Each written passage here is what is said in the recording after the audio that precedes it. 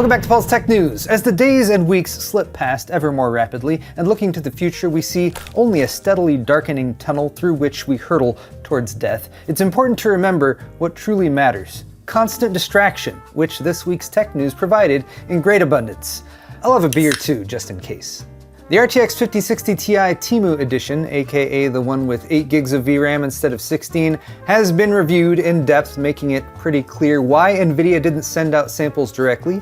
Nvidia drivers were once again updated, and once again, performance is about as stable as the global RTX 5090 supply. GamersNexus posted a 3-hour Tariff investigation video, and Intel boosted both its Core Ultra CPUs and its restructuring plans, with a potential 20% headcount reduction looming for Team Blue. So along with all that distraction comes a bit of perspective as well, I suppose. So I'm just gonna sit here and sip my beer thoughtfully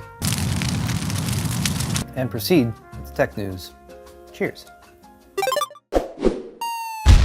Excellent! Today's video is brought to you by Thermaltake's TR100 mini tower case and travel trunk. The TR100 is a diminutive but full-featured dual-chamber chassis with a surprisingly roomy interior for high-end PC builds, available in a variety of colors with support for up to 360mm GPUs and a 280mm AIO radiator on top. The modular design means side panels are all removable for cable management, and upgrades include an optional LCD panel or the travel trunk to easily take your TR100 gaming PC setup on the go. For more on the TR100 mini tower case from Thermaltake, check out my build or click the sponsor link in the video description.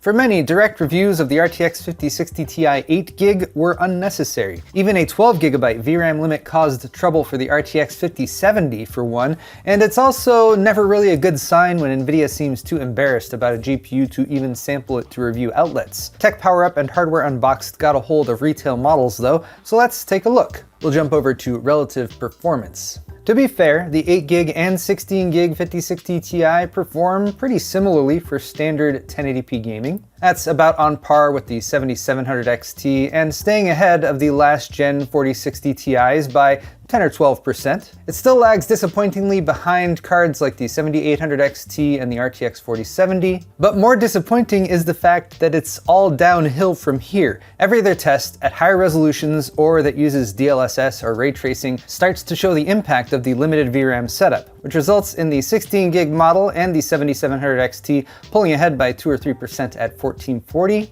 and a much more stark 22% gap at 4K. With ray tracing enabled, the 5060 Ti 16GB is 19% faster even at 1080, and it is 46% and 79% faster at 1440 and 4K respectively. Now, these averaged results fail to demonstrate how bad the difference can be in some situations though.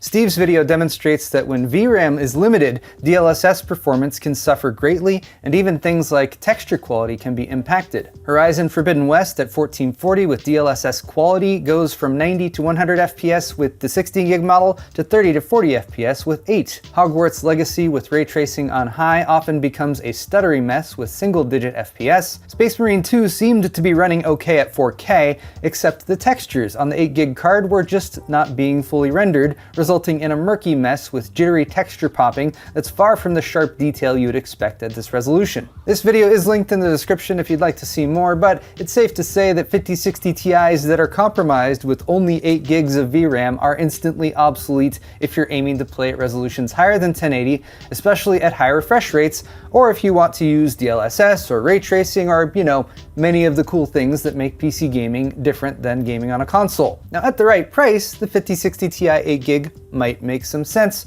but that seems unlikely too. The cheapest, $380 RTX 5060 Ti 8GB listed on PC Part Picker is marked up $40 to $420, but of course, all of them are sold out anyway. Okay, we've complained about Nvidia hardware, but what about their software? Driver issues have abounded recently, but just over a week ago, Nvidia solved everything permanently with driver update 576.02, aimed to fix the widespread bricking of RTX GPUs and other critical problems that started cropping up with the 572 family of drivers. 576.02 even boosted performance by up to 7%, completely making up for Nvidia's poor GPU pricing and lack of availability, so now gamers are completely happy and satisfied. except the ones that wanted to accurately monitor their GPU's temperature. Turns out the driver that fixed everything broke that little bit of functionality, which is kind of a big deal since the temperature reading affects things like clock speeds and voltages, and potentially, in a worst case scenario, could shut the card down if temps got too high. If it doesn't know what temperature the GPU is, who knows what happens in that situation.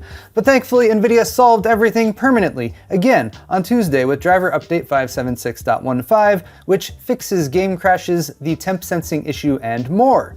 More, you say? Why yes, not just that temperature issue, but other flickering or black screen problems, which just won't go away, according to the patch notes. Even The Verge is calling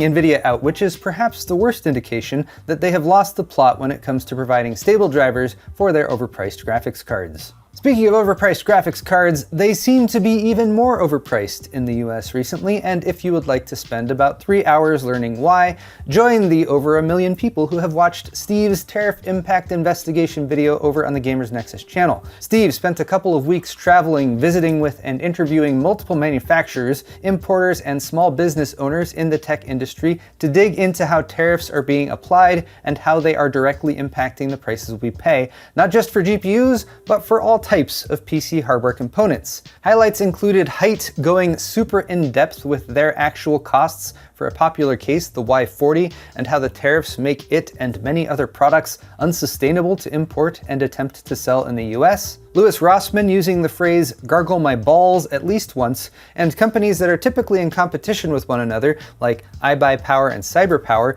sitting down together in solidarity to attempt to address what the repercussions will be if the situation doesn't change. For many PC building fans in the US, the stark reality is that without exemptions or other action, we will start to see fewer and fewer PC parts available to us as manufacturers opt to send those components elsewhere. Next, we have some Intel news, with the good part being an upgrade for the 5 or 6 of you out there rocking an unlocked Core Ultra 200 series CPU. If your motherboard supports it and you have a compatible memory kit, with a BIOS update you'll be able to access the 200S Boost overclocking profile, which increases die-to-die clocks, among other things, reducing latency and improving game performance by 5 to 10% per reports, and sometimes as much as 40%. Now, this doesn't suddenly make a 285K beat out AMD's 9800X3D or anything, but it is free performance, though it also increases power draw, just FYI. And since some might be hesitant to run Intel CPUs in an overclocked state, given goings-on in 2024 and 2025, Intel also says this mode is still covered under warranty, though time will tell if any instability problems arise, as they did with the 13900K and 14900K last year. It also seems that this might be a bid to push sales for their Core Ultra lineup, which haven't done well, particularly amongst the enthusiast sector, probably because the enthusiast sector is much more likely to understand that AMD's AM5 CPUs provide significantly better gaming performance at the high end, especially the X3D variants. It also probably won't help that it's now rumored Intel won't be continuing with the LGA 1851 platform,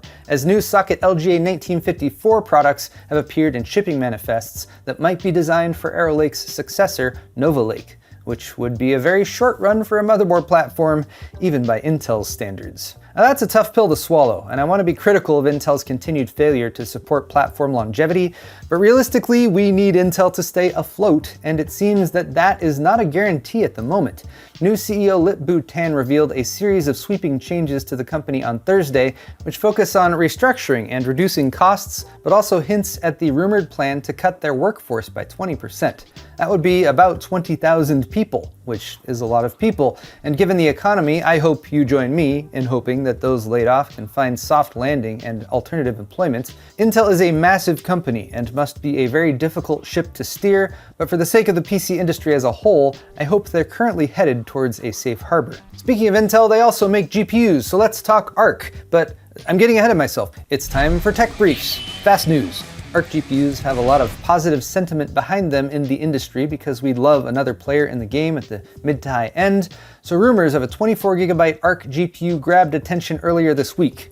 Briefly, for the GPU in question was not a B770 or the like, but an already launched B580, as teased by a Sparkle rep in a post on Bilibili. Now in a follow-up, Sparkle seemed to confirm that the card existed, but then they posted this much more serious response, indicating that no such card exists. This is declared. It follows rumors from a few months back of a similar configuration for the B580 with double the VRAM, but with no change to the core GPU, it's unlikely this card would be desirable for gamers. It's more for workstation, AI, and other GPU VRAM intensive tasks. If it exists at all, the rumor was a May to June launch, which would likely mean a Computex announcement. Finally, we have a few cool GPU repair pictures from Reddit, where user Illustrious Moose 45 shared a job they did on an Asus Strix GPU. A cracked PCB had broken the traces, so it appears the PCB was melted away to expose them, and the long and arduous task of reconnecting the traces with copper wire, a microscope, and a microsoldering setup was undertaken. But it was apparently successful. The GPU seems functional. If only it was ever mentioned what GPU it is, which I was unable to find in the comments. Seems to be an RTX 20 series from Asus though, but that shroud design was used for multiple models. So for the amount of effort put in, I hope it was a 2080 Ti. Still a great GPU, and hope perhaps for a future where we will need to make sure all our GPUs continue to work as long as possible. Well done, Illustrious Moose 45.